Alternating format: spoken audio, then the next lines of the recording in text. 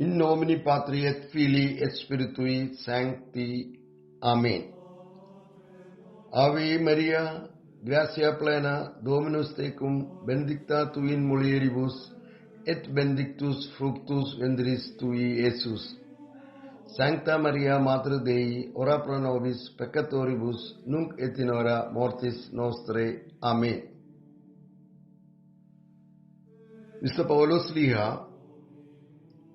തെസ്സലോനിക്കർക്ക് എഴുതിയ 2-ാം ലേഖനത്തിൽ 10-11 തിരുവചനങ്ങൾ ഇങ്ങനെ പറയുന്നു: സത്യത്തെ സ്നേഹിക്കാനും അങ്ങനെ രക്ഷപ്രാപിക്കാനും വിമുഖത കാണിക്കുകയാൽ നശിച്ചു പോകുന്നവരെ വഞ്ചിക്കുന്ന അനീതികളോടുകൂടെ ആയിരിക്കും. അതിനാൽ വ്യാജമായതിനെ വിശ്വസിക്കാൻ പ്രേരിപ്പിക്കുന്ന ഒരു മിഥ്യാബോധം ദൈവം അവരിൽ ഉണർത്തും. ഈ വചനം വർഷങ്ങൾക്ക് മുമ്പ് പഠിച്ചപ്പോൾ തന്നെ ഞാൻ തന്നെ അതിശയിച്ചുപോയി. ഇതും ശ്രദ്ധാപൂർവം വായിക്കുന്നവർക്കും അതിശയം തോന്നും.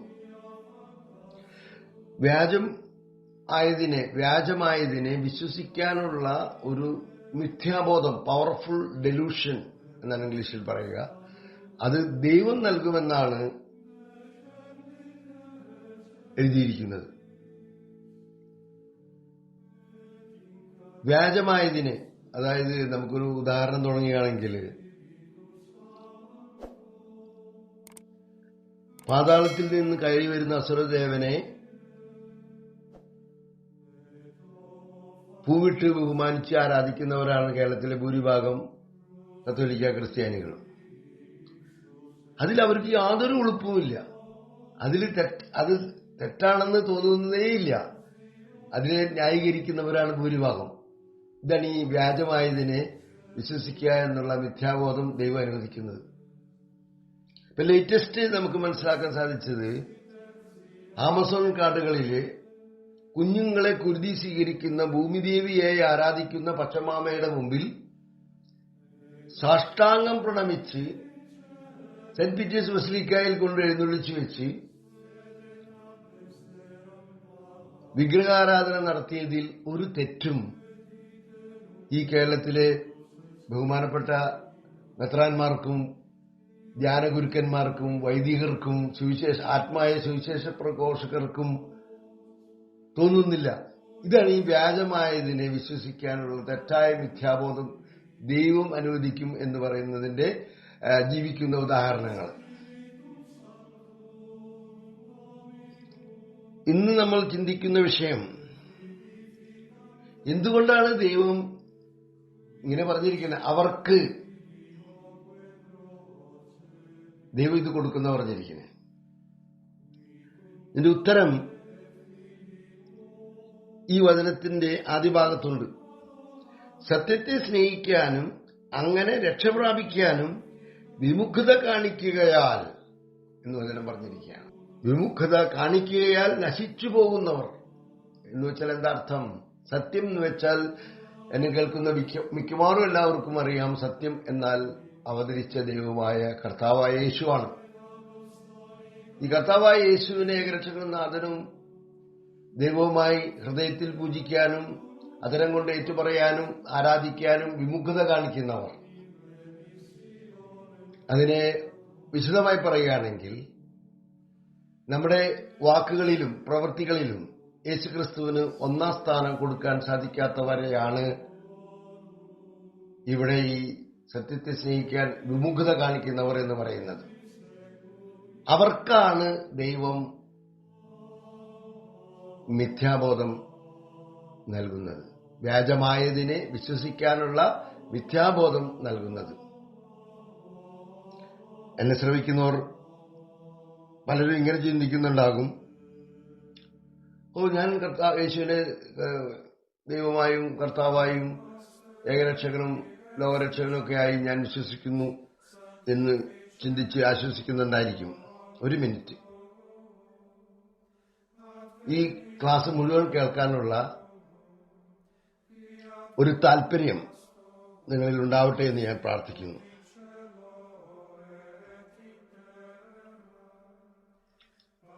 ഈ വ്യാജമായതിനെ വിശ്വസിച്ച് അവസാനം എന്ത് സംഭവിക്കും എന്ന് തിരുവചനത്തിലും കത്തോലിക്ക തിരുസഭയുടെ മതബോധന ഗ്രന്ഥം 675 വ്യക്തമായി പറയുന്നുണ്ട്. അസുരദേവനെ ആരാധിച്ച് അവർ എന്ത് ചെയ്യും? അവസാനം എതിർ ക്രിസ്തു താൻ ദൈവമാണെന്ന് പറഞ്ഞ് സഭയിൽ പ്രവേശിച്ച് അവൻ കസേരയിൽ കയറിയിരിക്കുമെന്ന് പൗലോസ്ലീഹായുടെ വചനത്തിന്റെ അടിസ്ഥാനത്തിലും തിരുസഭയുടെ പഠനത്തിന്റെ അടിസ്ഥാനത്തിലും വ്യക്തമായി എഴുതിയിരിക്കുന്നു. താൻ ദൈവമാണെന്ന് പറഞ്ഞ് അവൻ ദൈവത്തിന്റെ ആലയത്തിൽ പ്രവേശിക്കുകയും അവിടെ കയറി അവൻ സ്ഥാനം പിടിക്കുകയും ചെയ്യുമെന്ന് തെസ്സലോനിക്കാർക്ക് എഴുതിയ ലേഖനത്തിൽ പൗലോസ്ലീഹ സന്നിഗ്ധമായി പറയുന്നു. ഇതുതന്നെ CCC 675 കൃത്യമായിട്ട് പറയുന്നുണ്ട്. ക്രിസ്തുവിന്റെ രണ്ടാം വരവിനു മുമ്പ് സഭ ഒരു അന്തിമ പരീക്ഷയിലൂടെ കടന്നു പോകേണ്ടതുണ്ട്. അത് പല വിശ്വാസികളുടെയും വിശ്വാസത്തെ പിടിച്ചു കുലുക്കും. ഭൂമിയിലുള്ള അവളുടെ തീർത്ഥാടനത്തോട് ഒത്തുപോകുന്ന പീഡനം തിന്മയുടെ രഹസ്യത്തെ വെളിവാക്കും.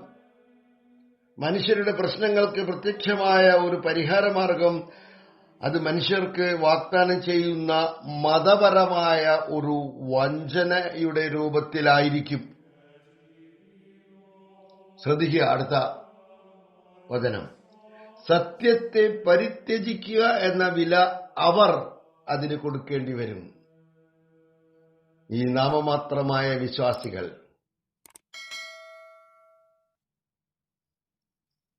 ക്ഷുദ്രസഭയെ പിന്തുടരുന്നവർ മതപരമായ പരമവഞ്ചന അന്തിക്രിസ്തുവിന്റേതായിരിക്കും.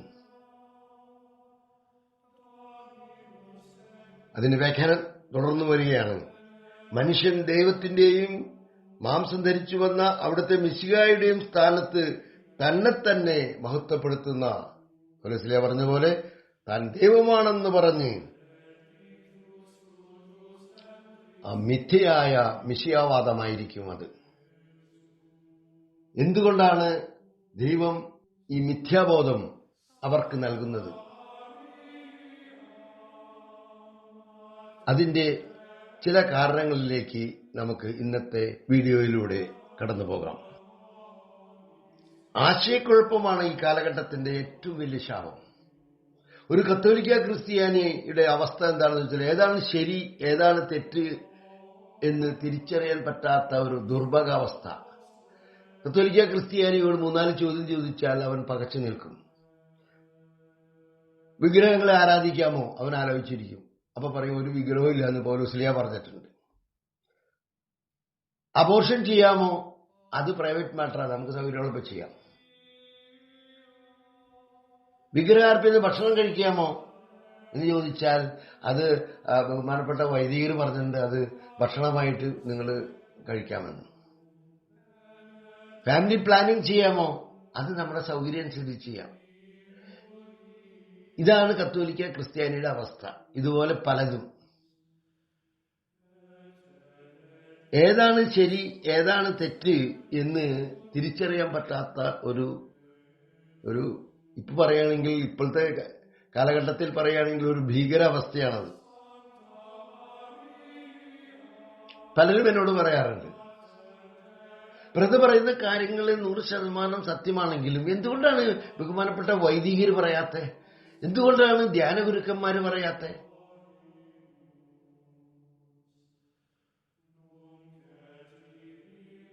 ഈ ചോദ്യങ്ങൾക്കാണ് ഇപ്പോൾ നമ്മൾ ഉത്തരം കണ്ടെത്തുന്നത്.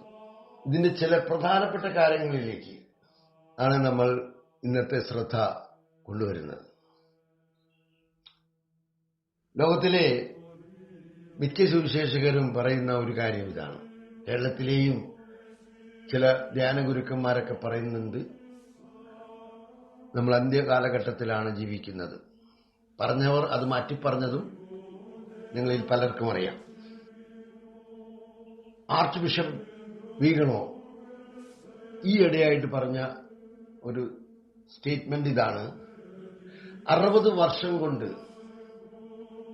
അതായത് 1960 മുതൽ 2020 60 വർഷം കൊണ്ട് സകല പൈശാചികതയുടെയും ആകത്തുകയായ മോഡേണിസത്തിലൂടെ, ഈ മോഡേണിസത്തിൽ ഇത് ഫ്രീമാസൺ, ലിബറൽ തിയോളജി, ന്യൂവൽ തിയോളജി എല്ലാം കൂടി പെടുന്നതാണ്.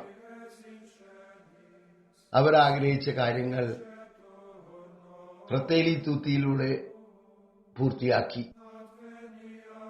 ഇത് പറഞ്ഞപ്പോൾ എന്റെ മനസ്സിലേക്ക് കടന്നു വന്നൊരു കാര്യം, 1960 സംഭവിച്ച നിർണായക കാര്യങ്ങളാണ് നാം ചിന്തിക്കുന്നത്. പരിശുദ്ധ കന്യകാമറിയം ഫാത്തിമ മൂന്നാരസ്യത്തിൽ വെളിപ്പെടുത്താത്ത രഹസ്യം വെളിപ്പെടുത്താനായിട്ട് പറഞ്ഞത് 1960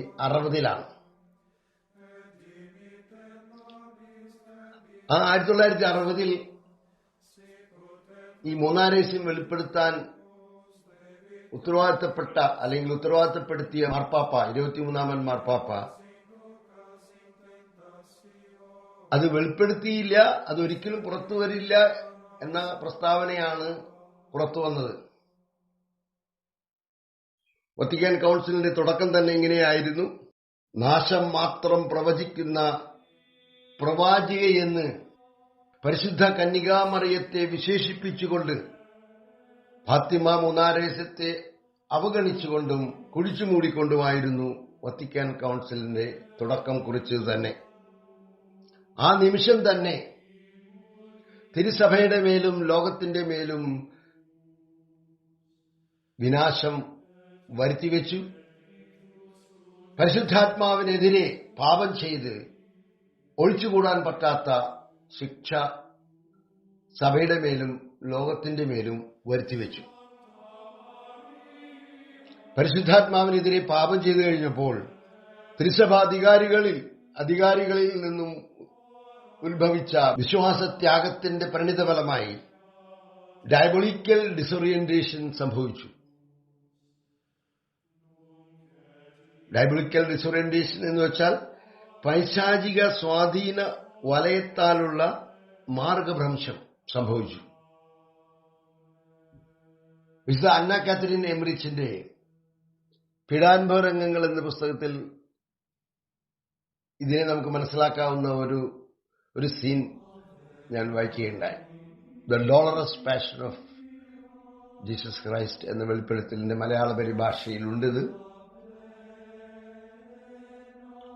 പീലാത്തോസ് ഈ നീതിമാന്റെ രക്തത്തിൽ എനിക്ക് പങ്കില്ല എന്ന് പറഞ്ഞ് കൈ കഴുകിയപ്പോൾ പ്രധാന പുരോഹിതനായ കയ്യാഫാസും മറ്റ് പുരോഹിതരും സഹ്യാദ്രിൻ സംഘത്തിലെ നിക്കോദോമസും അരമത്യ ജോസഫ് ഒഴിച്ച് ബാക്കി എല്ലാവരും ആക്രോശിച്ചു. അത് ഞങ്ങളുടെ മേലും ഞങ്ങളുടെ സന്തതികളുടെ മേലും പതിച്ചോട്ടെ എന്ന് പറഞ്ഞവർ ആക്രോശിച്ചു. അപ്പൊ ആ സീൻ വിശുദ്ധിക്ക് കാണിച്ചു കൊടുക്കുകയാണ്. അവരാ പറഞ്ഞ സമയത്ത് ദുർഭൂതങ്ങൾ അവരുടെ ആത്മാവിനെ വന്ന് ആഗിരണം ചെയ്യുന്ന ഒരു ദൃശ്യമാണ് വിശുദ്ധ കണ്ടത്. ഇതാണ് പൈശാചിക സ്വാധീന വലയത്താലുള്ള മാർഗഭ്രംശം, ഡയബോളിക്കൽ ഡിസോറിയന്റേഷൻ എന്ന് വെച്ചാൽ ഈ ഡയബോളിക്കൽ ഡിസോറിയന്റേഷൻ സംഭവിച്ച ആ വ്യക്തി ദുഷ്ടശക്തികളാൽ നയിക്കപ്പെടും. ഉള്ളിന്റെ ഉള്ളിൽ എന്തെങ്കിലും ഒന്നുണ്ടായാലും തന്നെ അത് പ്രാവർത്തികമാക്കാൻ വ്യക്തിക്ക് സാധിക്കില്ല. പൗലോസിലയുടെ ഭാഷയിൽ പറയുകയാണെങ്കിൽ ആഗ്രഹിക്കാത്ത തിന്മ ആ വ്യക്തി ചെയ്തു പോകും.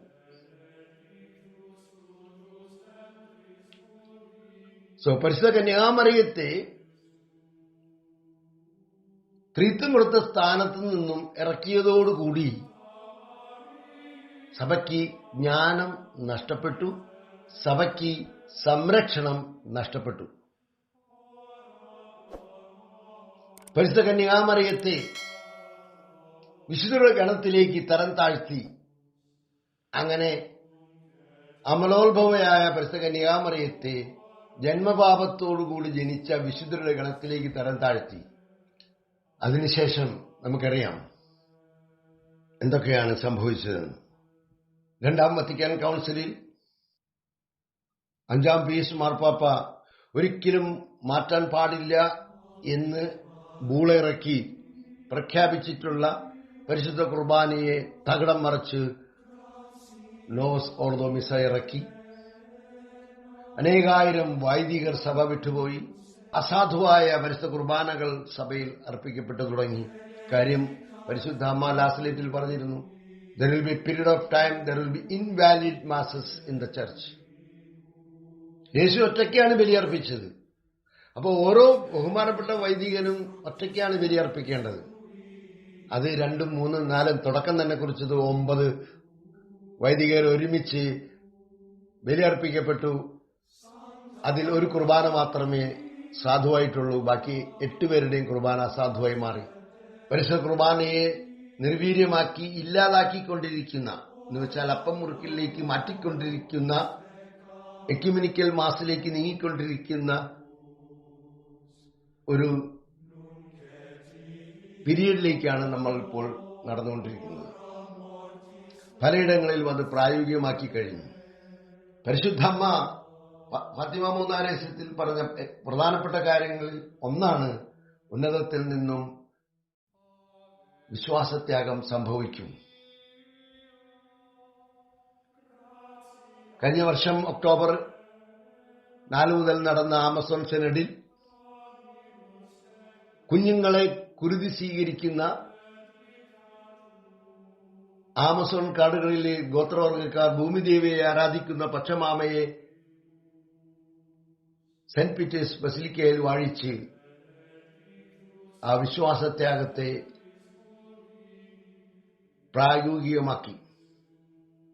ഇന്ന് ആ പ്രവൃത്തിയെ സ്ഥിരീകരിച്ചുകൊണ്ട് പരിശുദ്ധമ്മയെ മാറ്റിക്കൊണ്ട് പച്ചമാമ എന്ന ഭൂമിദേവിയെ അമ്മയാക്കി കോയിൻ വരെ വത്തിക്കാനിൽ നിന്ന് ഇറക്കിയിരിക്കുന്നു. പച്ചമാമയോടുള്ള പ്രാർത്ഥന, വിളവെടുപ്പിന് സമൃദ്ധമായ വിളവെടുപ്പാൻ വേണ്ടി പച്ചമാമയോടുള്ള പ്രാർത്ഥനയും ഇന്ന് സഭയിൽ കൂട്ടിച്ചേർത്ത് കഴിഞ്ഞു.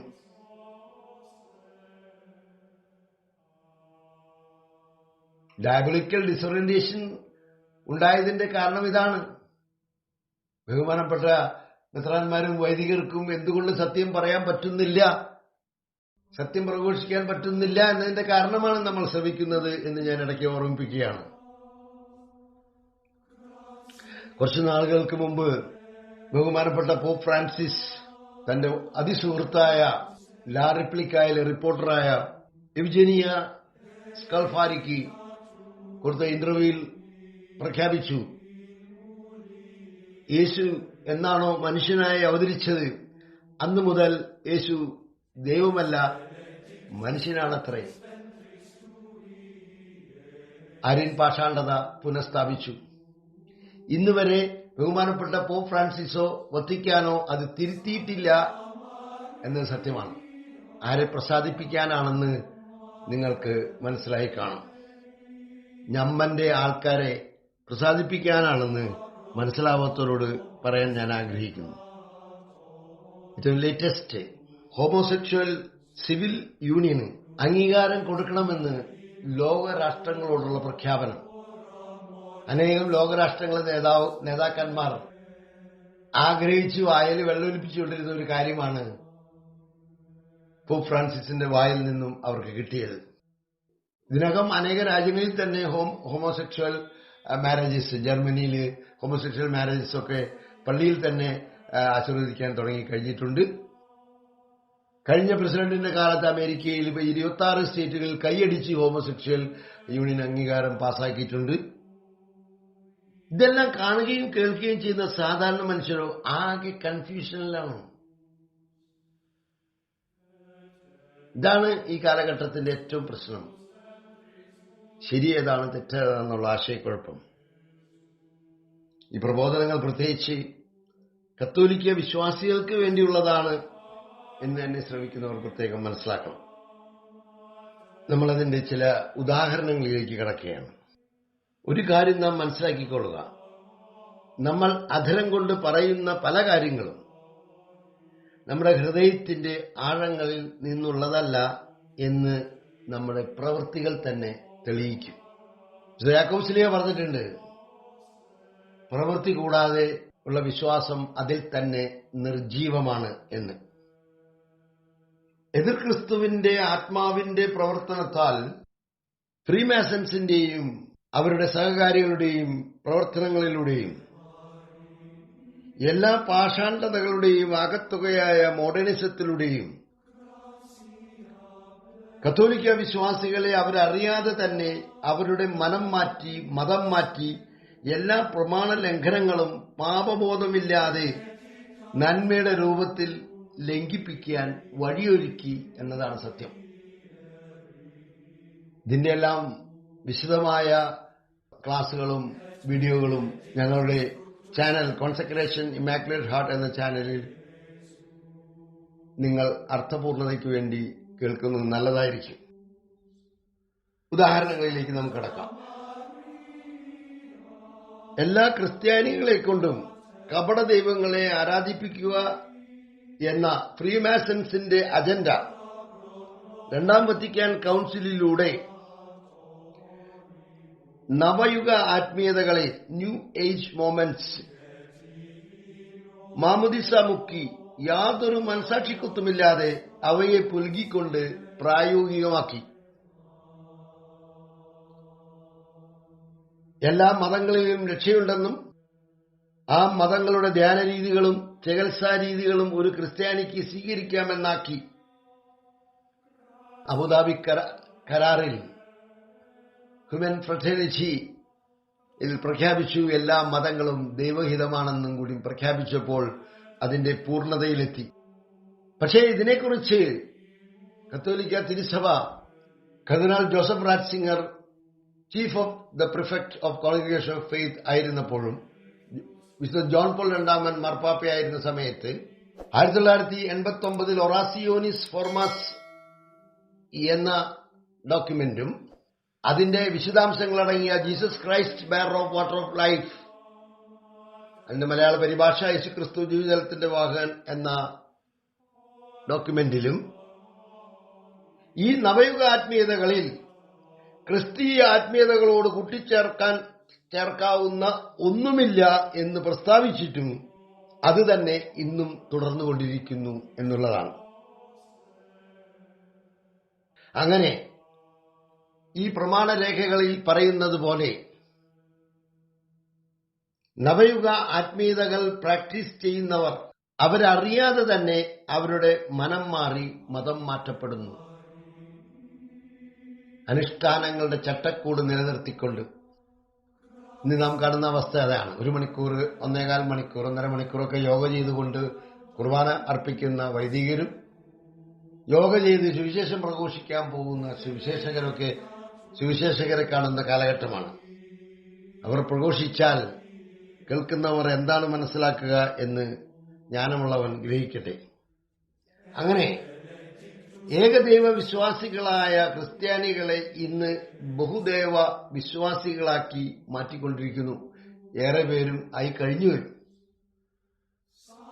പൈശാചിക സ്വാധീന വലയത്താലുള്ള മാർഗഭ്രംശത്തിന്റെ കാരണമാണ് നമ്മൾ മനസ്സിലാക്കുന്നത്. ഉൽപ്പത്തിയിൽ നാം കാണാൻ സാധിച്ചത് ഹവ്വ എന്തുകൊണ്ട് ആ ഫലം പറിച്ചു തിന്നു എന്ന് നാം മനസ്സിലാക്കിയത് എന്താ? അവൾക്ക് ദൈവത്തെ പോലെ ആകാമെന്ന് പിശാചി പറഞ്ഞു കൊടുത്തു, സാത്താൻ പറഞ്ഞു കൊടുത്തു. അപ്പൊ ദൈവത്തെ പോലെ ആകാൻ വേണ്ടിയാണ് അവൾ ആ ഫലം പറിച്ചു തിന്നത്. നവയുഗ ആത്മീയതകളിൽ ഏറ്റവും കൂടുതൽ നമ്മുടെ രാജ്യങ്ങളിൽ പ്രാക്ടീസ് ചെയ്യപ്പെടുന്ന ഒന്നാണ് യോഗ. യോഗയുടെ ലക്ഷ്യം തന്നെ സ്വയം ദൈവമാവുക എന്നുള്ളതാണ്. അപ്പൊ ഈ നവയുഗ ആത്മീയതകൾ പ്രാക്ടീസ് ചെയ്യുന്നവർ അറിഞ്ഞോ അറിയാതെയോ പ്രകടമായ 1ാം പ്രമാണ ലംഘനം നടത്തുന്നു. ബഹുമാനപ്പെട്ട പോപ്പ് ഫ്രാൻസിസിന്റെ സുഹൃത്തായ ഗോഡ്ഫ്രൈഡ് ഡാനിയൽ തന്റെ you shall have no other gods എന്ന എല്ലാ മെത്രാന്മാർക്കും അയച്ചു കൊടുത്ത ലേഖനത്തിൽ പറഞ്ഞിരിക്കുകയാണ്, ഇങ്ങനെ നവയുഗ ആത്മീയതകൾ ചെയ്യുന്നവർ മാമുദീസ സ്വീകരിക്കുമ്പോൾ ചെയ്യുന്ന വാഗ്ദാനം ചെയ്യുന്നത് പോലെ കുമ്പസാരിച്ച് 1 വർഷം പ്രായശ്ചിത്ത പരിഹാരങ്ങൾ ചെയ്യണമെന്നാണ് അതിൽ നിർദ്ദേശിച്ചിരിക്കുന്നത്. അപ്പോൾ ആദ്യം എന്ത് നടന്നു? ഈ നവയുഗ ആത്മീയതകളിലൂടെ through the new age movements ലോകത്തിലെ ക്രിസ്ത്യാനികളെയെല്ലാം തന്ത്രപൂർവം അക്രൈസ്തവരാക്കി. ന്യൂ ഏജ് മൂവ്മെന്റ്സിന്റെ സൂത്രധാരകളുടെ ലക്ഷ്യം തന്നെ eliminate Christianity from the face of the earth. ക്രിസ്ത്യാനിറ്റിയെ ഭൂമുഖത്ത് നിന്ന് തുടച്ചു മാറ്റുക എന്നുള്ളതാണ് അവരുടെ ലക്ഷ്യം. അതിലേകദേശം അവർ വിജയിച്ചു കഴിഞ്ഞു. അടുത്ത കാരണങ്ങളിലേക്ക് കടക്കാം. ഉൽപ്പത്തി മുതൽ നാം മനസ്സിലാക്കുന്ന ഒരു സത്യം ഇതാണ്: ഒന്നാം പ്രമാണ ലംഘനത്തിൽ നിന്നാണ് ആറാം പ്രമാണ ലംഘനം, അതിൽ നിന്നാണ് അഞ്ചാം പ്രമാണ ലംഘനം ഉടലെടുത്തത് എന്ന്. ആത്മീയ വ്യഭിചാരത്തിൽ നിന്നും ശാരീരിക വ്യഭിചാരം ഉടലെടുക്കുകയും ആ വ്യഭിചാരത്തിൽ നിന്ന് ഉത്ഭവിച്ച സന്തതി സ്വന്തം സഹോദരനെ കൊന്നുകളയുകയും ചെയ്തു. അങ്ങനെ മരണം ലോകത്തിൽ പ്രവേശിച്ചു എന്ന് ജ്ഞാനത്തിന്റെ പുസ്തകത്തിൽ പറയുന്നു. ഏകദൈവ വിശ്വാസികളായ ക്രൈസ്തവരെ ബഹുദൈവ വിശ്വാസികളാക്കി മാറ്റിയപ്പോൾ വിശുദ്ധ പൗലോസ് കൊരിന്തോസ്കാർക്ക് എഴുതിയ 2-ാം ലേഖനത്തിൽ 4:4 പറയുന്നത് പോലെ ഈ ലോകത്തിന്റെ ദേവൻ അവരുടെ മനസ്സുകളെ അന്ധമാക്കി. തൽഫലമായി 10 പ്രമാണങ്ങളുടെ ലംഘനങ്ങൾ നന്മയുടെ രൂപത്തിൽ അവർക്ക് സ്വീകാര്യമായി. ദൈവത്തിന്റെ ഛായയിലും സാദൃശ്യത്തിലും സൃഷ്ടിക്കപ്പെട്ട ആദവും ഹവ്വായും ദൈവത്തിന്റെ ഛായയിൽ മക്കളെ ജനിപ്പിച്ച് ഭൂമിയെ മുഴുവൻ ഏദൻ തോട്ടമാക്കി മാറ്റുക എന്നതായിരുന്നു ദൈവത്തിന്റെ പദ്ധതി. എന്നാൽ സാത്താന്റെ വാക്ക് കേട്ട് സാത്താനുമായി സഹകരിച്ച് ഹവ്വ കായൻ എന്ന കൊലപാതകിക്ക് ജന്മം കൊടുത്തു. ഇന്ന് ഇത് തന്നെയല്ലേ സംഭവിക്കുന്നത്? ഇന്ന് ഇതെല്ലാം നന്മയുടെ രൂപത്തിൽ പ്രാബല്യത്തിലാക്കുന്നു. പ്രാർത്ഥനയില്ലാതെ ആവശ്യമില്ലാത്ത ആഗ്രഹിക്കാത്ത മക്കളെ ഫാമിലി പ്ലാനിംഗ്, അബോർഷനിലൂടെ നിഷ്ഠൂര ശിശുഹത്യ നടത്തുന്നു. സർക്കാരുകൾ അതിന് നിയമസാധുതയും പിൻബലവും നൽകുന്നു. 2 കുട്ടികൾ തമ്മിലുള്ള അകലവും 2 കുട്ടികൾക്ക് ശേഷം വന്ധീകരണത്തിലൂടെയും ലൈംഗികതയുടെ ഉപയോഗം തന്നെ തരം താഴ്ത്തുന്നു. പരിശുദ്ധ അമ്മയ്ക്കും ഈശോയ്ക്കും പരിശുദ്ധാത്മാവിനും നമ്മുടെ കുടുംബങ്ങളിൽ കയറാൻ പറ്റാത്ത വിധം സാത്താൻ വേലി കിട്ടുന്നു. മറ്റൊരു ഉദാഹരണം, വയോധികരായ മാതാപിതാക്കളോടുള്ള അനുകമ്പയുടെയും സ്നേഹാനുഭൂതിയുടെയും പേര് പറഞ്ഞ് ദയാവധം നടത്തുന്നു. ചെയ്യിക്കുന്ന മക്കളും ചെയ്യുന്ന ഡോക്ടർക്കും സഹപ്രവർത്തകർക്കും യാതൊരു ഉളുപ്പുമില്ല. ജീവൻ സംരക്ഷിക്കാൻ വിളിക്കപ്പെട്ട ഡോക്ടേഴ്സ് ഇന്ന് ജീവൻ എടുക്കുന്നവരായി മാറിയിരിക്കുന്നു, ഒരു കുറ്റബോധവുമില്ലാതെ. എന്തിനധികം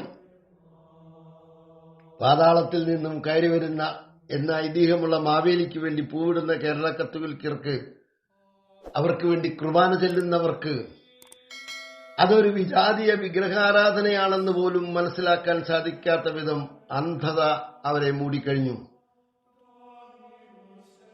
വൈദിക സന്യസ്ത ശ്രേഷ്ഠരാകട്ടെ സൈക്കോളജി പഠിച്ച് സൈക്കോളജിയിൽ വളർന്ന് അശുദ്ധപാപങ്ങളായ സ്വയംഭോഗം, സ്വവർഗഭോഗം, വ്യഭിചാരം എന്നിവയെല്ലാം പാപമല്ലാതാക്കി. ഈ അശുദ്ധിയെല്ലാം ദൈവം തന്നതാണെന്നാണ് അവരുടെ കാഴ്ചപ്പാട്. അതിനെ ഒരു നാച്ചുറൽ ഇൻസ്റ്റിക്റ്റ് ആണെന്ന് അവർ വ്യാഖ്യാനിക്കുന്നു. പല വൈദികരും ഇത്തരം പാപങ്ങൾക്ക് പാപമോചനം പോലും നൽകാറില്ല. ചുരുക്കത്തിൽ ദൈവക്രോധം നിലനിൽക്കുന്ന പാപങ്ങൾ പോലും വിശ്വാസികൾ കുമ്പസാരിക്കാറില്ല. പല വെളിപ്പെടുത്തലുകളിലും ഈശോയും മാതാവും പറയുന്നത് കുമ്പസാരിക്കാത്ത പാപങ്ങളുടെ ദുർഗന്ധം മൂലം ഭൂമിയിൽ നടക്കാൻ പറ്റാത്ത അവസ്ഥയാണെന്നാണ്. ഇതിനെല്ലാം മറ്റൊരു പ്രധാനപ്പെട്ട കാരണം, ഇതെല്ലാം മുൻകൂട്ടി അറിഞ്ഞ പരിശുദ്ധ കന്യകാമറിയം, സ്വർലോകരാജ്ഞി, ദൈവമാതാവ് 1917 ഫാത്തിമയിൽ പ്രത്യക്ഷപ്പെട്ടപ്പോൾ സഭയോട് പറഞ്ഞ ഏറ്റവും പ്രധാനപ്പെട്ട കാര്യം സഭ ഇന്ന് വരെ ചെയ്തില്ല. എന്താണത്? റഷ്യയെ വിമല ഹൃദയത്തിന് പ്രതിഷ്ഠിക്കണം. അല്ലെങ്കിൽ റഷ്യ തന്റെ തെറ്റുകൾ ലോകമാസകലം പരത്തുമെന്ന് പരിശുദ്ധാത്മ പറഞ്ഞു. അതിന്റെ ഫലമായി രണ്ടാം ലോകമായുധം ഉണ്ടാവുമെന്ന് പറഞ്ഞു. പ്രതീക്ഷിച്ചില്ല, രണ്ടാം ലോകമായുധം ഉണ്ടായി. എന്നിട്ടും പ്രതിഷ്ഠ നടത്തുവാൻ ആർക്കും മനസ്സ് വന്നില്ല. ഏതാത്മാവിനാലാണോ അവരെയെല്ലാം നയിക്കപ്പെട്ടത് എന്ന് നാം പഠിക്കേണ്ടിയിരിക്കുന്നു. അമ്മ ഒക്ടോബർ 13 ഇക്കാര്യങ്ങൾ പറഞ്ഞു. ഒക്ടോബർ 17 ബോൾഷെവിക് വിപ്ലവത്തിലൂടെ റഷ്യ കമ്മ്യൂണിസ്റ്റ് രാജ്യമായി മാറി. റഷ്യ തന്റെ തെറ്റുകളായ നിരീശ്വരവാദം, communism, materialism, family planning, legalised abortion and adultery, divorce on demand, sex വിപ്ലവം, ഫാഷൻ വിപ്ലവം മുതലായവ നന്മയുടെ രൂപത്തിൽ ലോകമാസകലം സ്വീകാര്യമാക്കി. അങ്ങനെ നമ്മളിൽ പലരും, അല്ലെങ്കിൽ ബിബ്ലിക്കൽ ഭാഷയിൽ പറയുകയാണെങ്കിൽ, അല്ലെങ്കിൽ ഈശോയുടെ ഭാഷയിൽ പറയുകയാണെങ്കിൽ, അവർ യേശു കർത്താവാണെന്ന് അധരം കൊണ്ട് ഏറ്റുപറയുകയും പ്രവൃത്തികളിലൂടെ നിന്ദിക്കുകയും അവഹേളിക്കുകയും തിരസ്കരിക്കുകയും ചെയ്യുന്നു. ഇന്ന് ലോകവും ക്രിസ്ത്യാനികളും അവരുടെ ചെയ്തികളെ അംഗീകരിക്കുന്ന രക്ഷകനെയാണ് കാത്തിരിക്കുന്നത്. ഈ കാരണത്താൽ തന്നെയാണ് ദൈവം യേശുക്രിസ്തുവിന് ഒന്നാം സ്ഥാനം കൊടുക്കാത്ത നാമമാത്ര വിശ്വാസികൾക്കും അവരെ നയിക്കുന്ന കപട നേതാക്കൾക്കും ഈ ലോകത്തിനും വ്യാജമായതിനെ വിശ്വസിക്കാൻ തക്ക മിഥ്യാബോധം നൽകുന്നത്. ഈശോ പറഞ്ഞത് ഓർക്കുക, അവൻ അവന്റെ നാമത്തിൽ വരികയും ഇക്കൂട്ടർ അവനെ സ്വീകരിക്കുകയും നിത്യനാശത്തിലേക്ക് അവനോടൊപ്പം പോവുകയും ചെയ്യും. Gloria Patri et Filio et Spiritus Sancto, sicut erat in principio, et nunc et semper et in saecula saeculorum. Amen. Ave Maria, Ave Maria, Ave Maria.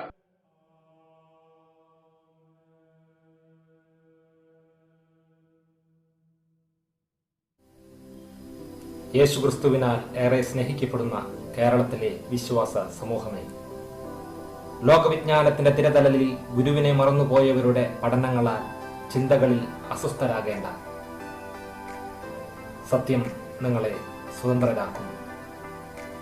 വാക്കുകളിലും വാചകങ്ങളിലും വിജ്ഞാന കസർത്തു നടത്തി പ്രമാണങ്ങൾ ലംഘിക്കാൻ ആരു തന്നെ പറഞ്ഞാലും അത് പാപമാണ്.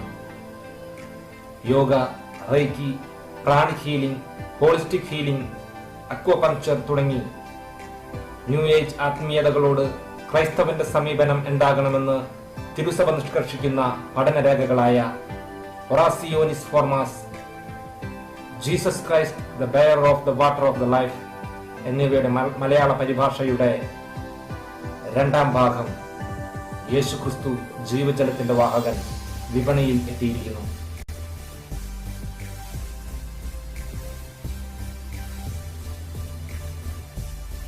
ജസ്റ്റിസ് കുര്യൻ ജോസഫ് ഈ പുസ്തകത്തെക്കുറിച്ച് പറഞ്ഞു, ഈ കാലഘട്ടത്തിന്റെ വലിയ അനുഗ്രഹമാണിത്. പാലാ രൂപതയുടെ സഹായമത്രാൻ അഭിവന്ദ് മാർ ജേക്കബ് മുനിക്കൻ പിതാവ് ഇങ്ങനെ പറഞ്ഞു, എല്ലാ അജപാലകരും സഭാംഗങ്ങളും വായിച്ചു പഠിക്കേണ്ട ഏറ്റവും അത്യാവശ്യമായ പുസ്തകമാണ് യേശുക്രിസ്തു ജീവജലത്തിന്റെ വാഹകൻ.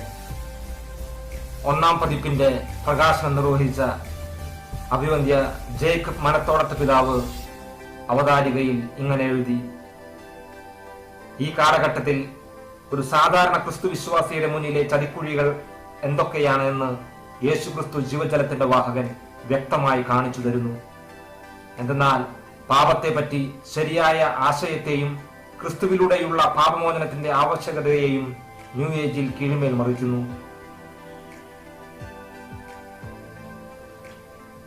ഈ പുസ്തകത്തെപ്പറ്റി archbishop emeritus Mar Jacob Thoomkuzhy പിതാവ് ഇങ്ങനെ പറഞ്ഞു, ക്രിസ്ത്യൻ പ്രാർത്ഥനയുടെ അതിർത്തി രേഖയും അതിർവരമ്പുകളും ഈ രേഖയിൽ പരിശുദ്ധ പാപ്പാമാർ കൃത്യമായി വരച്ചു കാണിക്കുന്നുണ്ട്. പുതിയ രീതിയിലുള്ള ധ്യാന രീതികൾ ആവിഷ്കരിക്കുന്നവരെ ശരിക്കും കണ്ണു തുറപ്പിക്കുന്നതാണ് യേശുക്രിസ്തു ജീവജലത്തിന്റെ വാഹകൻ എന്ന പുസ്തകം. യേശുക്രിസ്തു ജീവജലത്തിന്റെ വാഹകൻ എന്ന ഈ പുസ്തകത്തിൻ്റെ 2ാം പതിപ്പ് ഇപ്പോൾ പോസ്റ്റ് വഴി ലഭ്യമാണ്.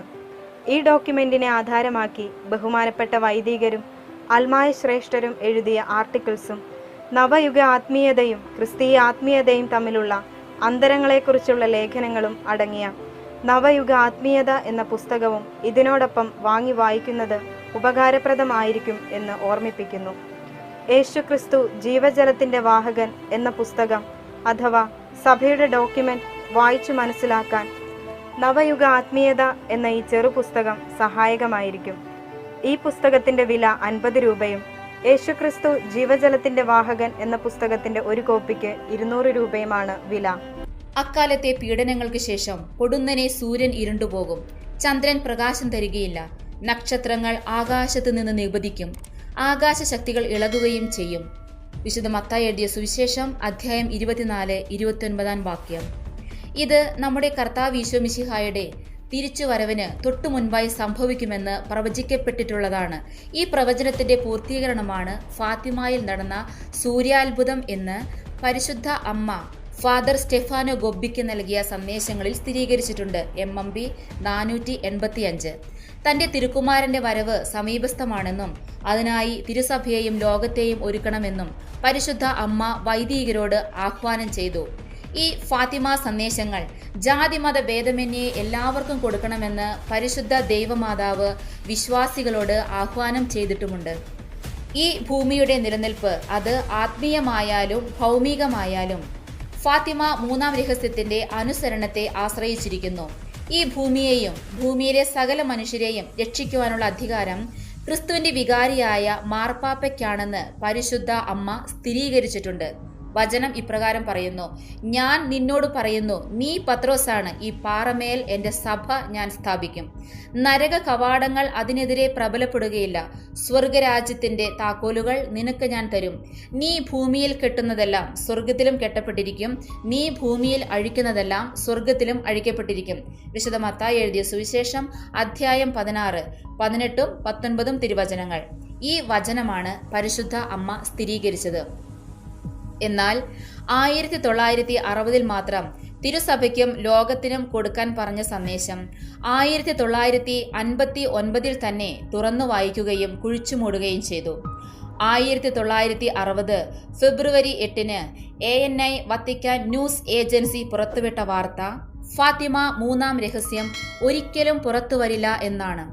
ലോകമെമ്പാടുമുള്ള വിശ്വാസികളുടെ സമ്മർദ്ദം മൂലം 2000 ഈ 3ാം രഹസ്യത്തിന്റെ ഒരു ഭാഗം പുറത്തുവിട്ടതാകട്ടെ വൈരുദ്ധ്യങ്ങൾ നിറഞ്ഞതും. അങ്ങനെ 1960 ഫാത്തിമ 3ാം രഹസ്യം വെളിപ്പെടുത്തണമെന്ന പരിശുദ്ധ അമ്മയുടെ വാക്കുകൾ തിരുസഭാധികാരികൾ ധിഖരിച്ചു.